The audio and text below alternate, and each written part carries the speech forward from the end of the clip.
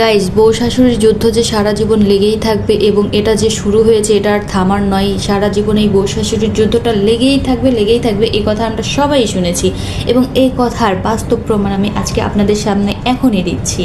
কথা হচ্ছে, এই যে আমরা যারা সোশ্যাল মিডিয়াতে ভিডিও বানাই তারা কিন্তু ভিডিও করার সময় আমরা শাশুড়ির ইচ্ছা মতো দুর্নাম করছি, কেননা শাশুড়িতে আমাদের বাস্তব জীবনে জ্বালায় বিধারা। তোদের এখন আমি কি করি, আমরা সোশ্যাল মিডিয়াতে তোদেরকে পচিয়ে ছাড়বো। শাশুড়িরা কি করে, পাড়ায় পাড়ায় যেয়ে ছেলের বউদেরকে পচায়, ছেলের বউ ভালো না, ছেলের বউ কাজ করে না, ঘুম থেকে ওঠে না, ছেলের বউয়ের হ্যান ত্যান দুর্নাম করতেই থাকে। ছেলের বউ গরিব, ছেলের গরিব ঘরের মেয়ে, তো আরও অনেক কিছু মানে দুর্নাম করতেই থাকে। আর শাশুড়ির দুর্নাম কি করছে, ছেলের বউ এসে সোশ্যাল মিডিয়াতে করছে, আমার শাশুড়ি এই, আমার শাশুড়ি ওই, শাশুড়িরা এইটা দেখতে পারে না, শাশুড়িরা আমাদের দুর্নাম করে। তো যুদ্ধটা ভাই চলতেই থাকবে।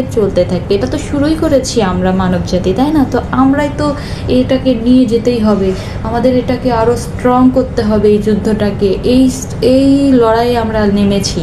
তো কথা হচ্ছে, এখানেই কথা শেষ না, কথা হচ্ছে শাশুড়িদের সাথে যদি আমরা ভালো ব্যবহার করি তাহলে অবশ্যই শাশুড়িরা আমাদেরকে ভালোবাসতে বাধ্য, এবং আমরা যদি ভালো হই তাহলে শাশুড়িরাও আমাদেরকে ভালোবাসতে বাধ্য, তাই না? তবে কিছু কিছু ব্যতিক্রম আছেই, এটা থাকবে, এটা স্বাভাবিক।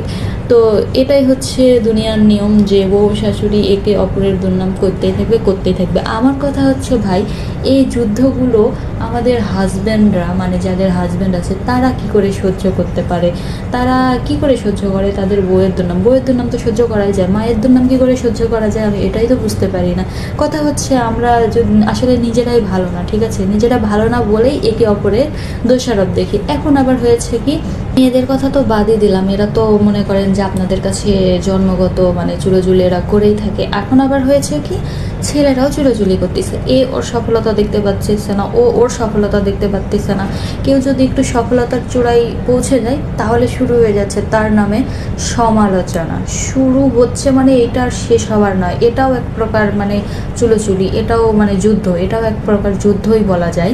তো আমরা সব জায়গাতে এই ঘটনাটা দেখেই যাই, শুধু ছেলেরা না বা শুধু মেয়েরা না। মনে করেন যে যে সফলতার চূড়ায় পৌঁছাবে, যে একটু ভালো কাজ করবে, তাকে নিয়ে আমরা সমালোচনা করব। এটা হচ্ছে আমাদের বাঙালিদের দোষ, সবচেয়ে দোষ। বাঙালিদের মধ্যে অনেক ক্রিয়েটিভিটি আছে, কিন্তু তারা আসল জায়গাতে এই কাজগুলো লাগাতে পারে না, বুঝছেন? আসল জায়গাতে তারা এই কাজগুলো মানে হাইডে রাখে এবং শুধু জীবনটা কেমন ফানিভাবে চলে যাচ্ছে।